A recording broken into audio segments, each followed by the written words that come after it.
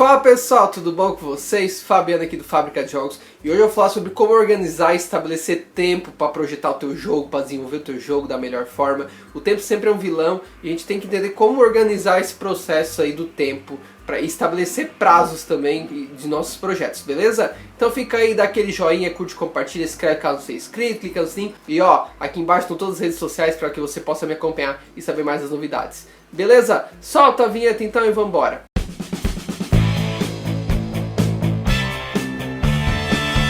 Então, gente, quando a gente trabalha com projeto de desenvolvimento de jogos, a gente sempre tem alguns problemas. O problema mais comum é falta de tempo, né? Eu não tenho tempo para fazer as coisas, existe muito essa questão, muitas coisas para estar fazendo em paralelo e daí você não acaba não dando conta. E aí você acaba se sentindo perdido no processo, na verdade. Fica perdido, não sabe para onde vai, não sabe o que é prioridade, não sabe o foco, né? Perde o foco total, né? Você não tem nada de produtivo no final, no término, basicamente, porque você acaba até abandonando muitas vezes, né? E não produzindo da melhor forma. E aí com isso a gente precisa manter o foco, ajustar esse tempo, se organizar mesmo, para que a gente consiga atingir o projeto nosso. Então hoje eu quero falar sobre tempo exatamente nesse ponto, pra gente pensar nisso. Porque eu sei como é que é essa história. Eu mesmo já me perdi, já às vezes me perdi no foco e pensei, putz, agora o que eu vou fazer aqui? O que eu devo tomar? É normal isso, cara, tá? A gente não conseguir sobrar tempo, não pensar, porque uma falta de organização muitas vezes. Às vezes não é porque a gente não tem tempo, às vezes é porque falta priorizar certas coisas, falta se organizar um pouco mais, e às vezes criar uma forma que realmente seja mais coerente com a nossa realidade, o que a gente precisa. Então assim, gente, nessa forma de falar de tempo, eu vou falar de dois aspectos daí, tá? Eu falo do aspecto pessoal, de organização pessoal, e eu vou falar da organização do projeto em si, tá? Beleza? Então nesses dois pontos. Eu vou começar pelo pessoal, porque não adianta, cara, se o indivíduo não estiver organizado em si e planejado nessa questão do tempo, de nada adianta querer fazer um projeto de jogo e trabalhar como game design. Beleza? Então vou tratar primeiro do pessoal. Bem, gente, primeira coisa que tem que falar de tempo, quando a gente vai trabalhar com tempo, é primeiro estabelecer objetivo, cara. Se você não estabelece um objetivo, tu não sabe tratar, não sabe o que é prioridade, tu não sabe elencar tarefas que tu vai precisar para atingir aquele objetivo, né? E com isso você não vai determinar um tempo para se dedicar àquele objetivo específico. Então, o primeiro ponto é esse, cara, estabelecer um objetivo. A partir do momento que você estabelece o objetivo, tudo que é fora daquele objetivo, tu já sabe que você não deve priorizar e tu começa a já ter um filtro para isso. Outra coisa também é estabelecer um tempo, né? E aí tem alguns autores que recomendam um tempo que seja bom e produtivo para se trabalhar. E aí, claro, você vai ter que ver a sua vida como é que tá, né? Geralmente eles recomendam um tempo que não seja o mínimo possível, seria 4 horas para se dedicar a esse tempo. Quando? Dia de semana? Fim de semana? Não interessa, o importante é que você tenha um tempo fixo, onde você fique 4 horas dedicado só para aquele foco, só para aquela coisa. E é um tempo realmente dedicado só para aquela coisa. Não é assim um tempo para você ficar fazendo outras coisas, atendendo o celular. Ah, não sei quem apareceu aí, dá uma respostinha. Não, é realmente 4 horas ficando em cima daquilo ali. E só em cima daquilo ali. Porque daí te mantém focado naquilo. E mesmo que seja uma vez por semana que você faça isso, cara, você vai ter o foco naquilo ali. Você vai produzir muito mais. Porque eu sempre falo pra galera, tanto para os meus alunos e para quem manda às vezes perguntas sobre isso, que o problema, gente, não é a quantidade de tempo que você dedica por semana, mas sim a qualidade do tempo que você dedica durante a semana. É a qualidade que importa. Às vezes 4 horas por semana que você dedica só naquilo ali, naquele período ali, por semana, às vezes no fim de semana mesmo, valem muito mais do que muitas horas perdidas ao longo da semana. Você produz muito mais, e com muito mais foco, com muito mais vontade, com muito mais produtividade. Então não é a quantidade de horas, tá? É a qualidade das horas. Quantas vezes você trabalhou 40 horas semanais no teu emprego e basicamente você percebeu que, pô, não rendeu nada essa semana, não fui produtivo. Aí trabalhou às vezes 10 horas na outra semana e rendeu pelas 40 horas. Não é verdade que acontece isso? Por quê? Porque tu foi produtivo e focou e trabalhou naquele foco. Outra coisa também, priorize o que é importante, cara. O que é importante? Então nessas 4 horas, o que é importante eu fazer agora? Entendeu? Porque a gente tem mania de fazer lista de tarefas, né? Por exemplo, eu faço lista de tarefas, boto lá o que eu tenho que fazer no dia, tal, tá, mas isso é o que é pra fazer. Mas o que deve ser feito nesse momento agora? O que é a prioridade agora? Porque a tendência nossa é de quê? Ficar fazendo um monte de coisa que não tem nada a ver. E aí o que sobrar tempo, eu trato do que é mais importante. Tá errado isso aí, cara. Tá muito errado. Não, tu tem que tratar primeiro do que é importante. Sabe por quê? Porque a nossa energia, cara, vai acabando. É que nem carro com gasolina, não tem? A gente começa com muito gás no início. E aí chega no final do dia, a gente já tá cansado, a gente vai perdendo energia, vai desgastando. Então tu tem que começar pela coisa que, cara, de cara tem que ser uma coisa mais importante.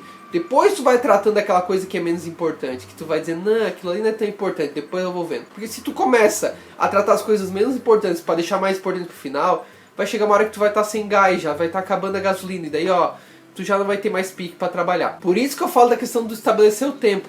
Porque senão, o que acontece é que a gente deixa, para quando sobrar tempo eu mexo com isso aqui. E aí nunca sobra tempo, ou então sobra tempo e você não é produtivo, porque você já está cansado. Outro ponto também é esse tempo que você estabelece tornar-se um hábito. E aí como é que vira hábito? Bem, primeiro trata com disciplina. Toda semana eu vou trabalhar 4 horas ininterruptas nesse projeto. Que dia? Não importa o dia, mas eu vou trabalhar.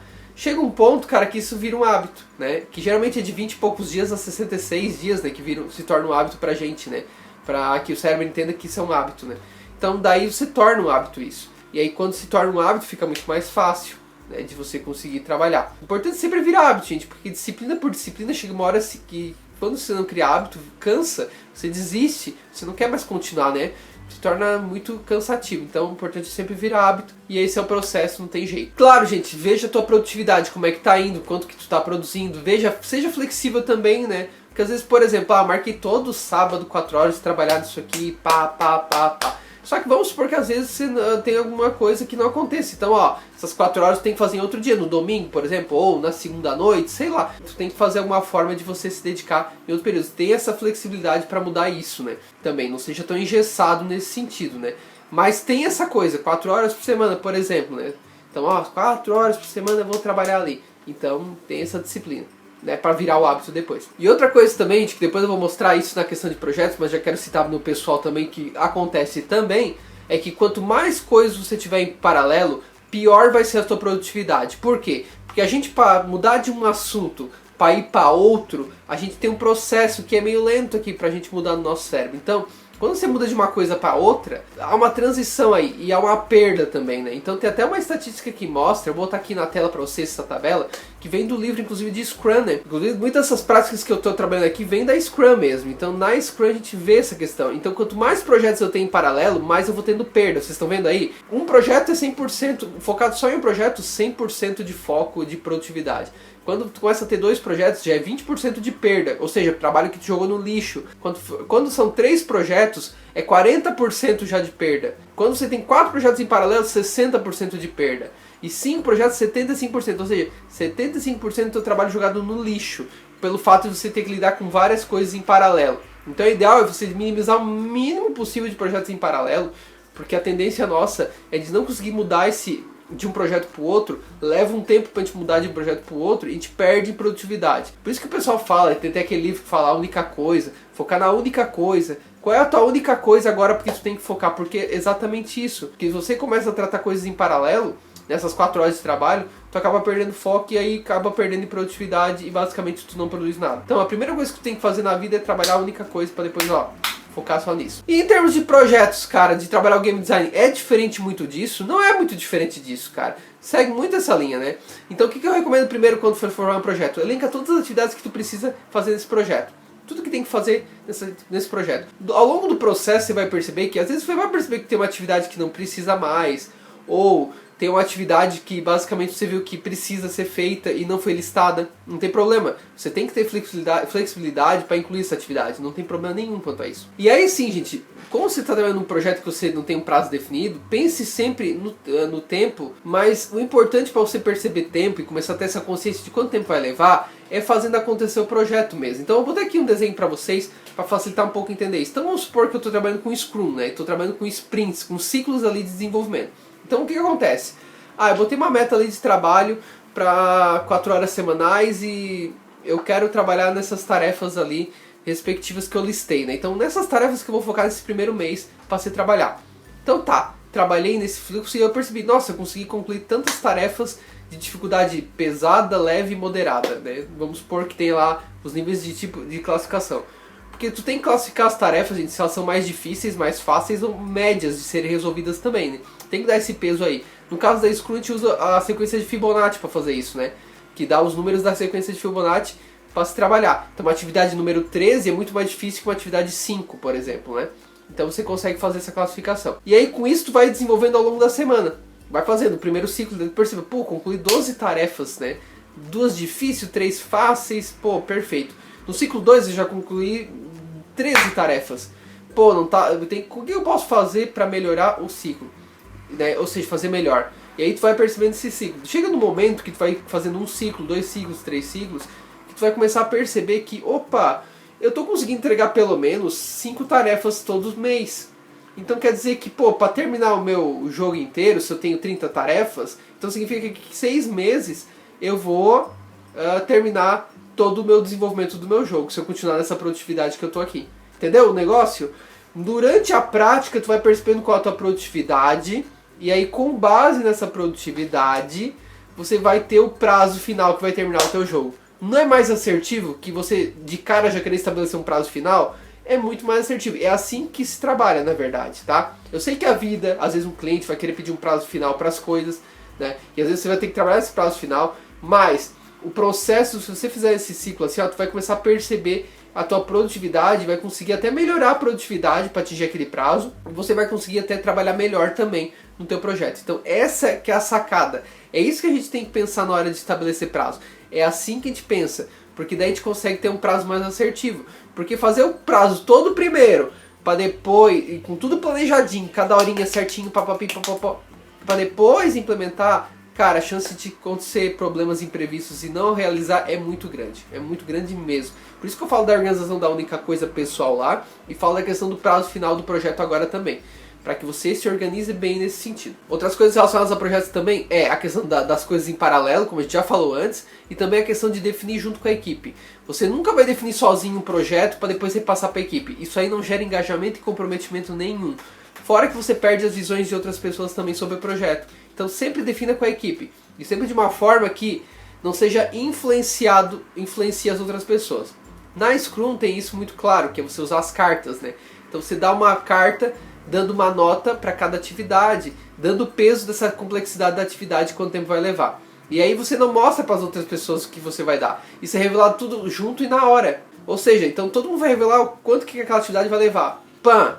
E aí mostra para todo mundo que está rolando. Por que só revela na hora isso? Porque é ali que tu vai perceber de fato como vai ser resolvido o negócio. Se você revela a tua primeira e depois espera os outros resolverem, mostrarem a seu tempo, o que acontece é o seguinte: o cara vai dizer assim, pô, o Fabiano botou ali nota 13 para essa atividade, ele disse que a atividade é muito difícil. Pô, mas para mim era fácil. Ah, não, então vou dizer, realmente ele deve ter razão, realmente a dele é mais difícil. Ou seja, eu influenciei a resposta da outra pessoa. E não pode acontecer isso. Muitas vezes tu perde prazos importantes porque tu fez a influência na outra pessoa.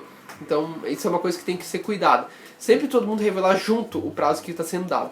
Porque senão a tendência é que a gente se influencia pelas outras pessoas e se perde às vezes grandes feedbacks para se trabalhar. Então é isso, gente. Vocês perceberem um pouco disso, a questão é muito foco e trabalhar numa única coisa. É isso que se fala. Mesmo que seja um tempo curto de trabalho, mas trabalhar na única coisa. Quando a gente trabalha numa única coisa, a coisa anda melhor. Porque se você trabalhar em paralelo, não ter o foco trabalhando naquela coisa, não ter metas de trabalho, não ter objetivo, basicamente tudo vai se perdendo no processo e a gente vai tendo essa perda de tempo. A questão é que a gente tem que focar naquilo que é mais importante de cara, para depois sim você trabalhar nas coisas que não tem tanta importância assim.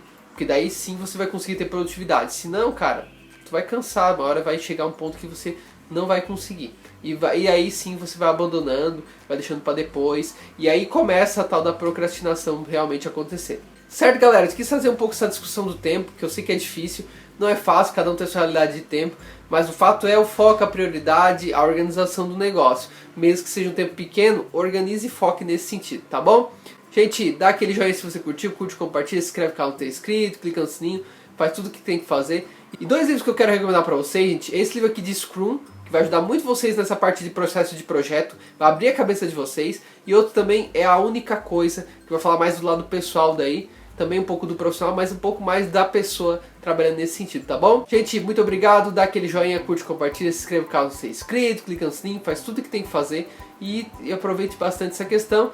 Ó, outro livro muito bacana para você aprender produtividade, aprender sobre a questão de ser game designer, tá aqui, cara, 18 atributos para ser um ótimo game designer. Aproveite essa oportunidade, tá bom? E também, ó, deixa aí meu número de WhatsApp para você entrar em contato e receber novidades, tá beleza? Então tchau pra vocês e até o nosso próximo vídeo aqui no canal do Fábrica de Jogos.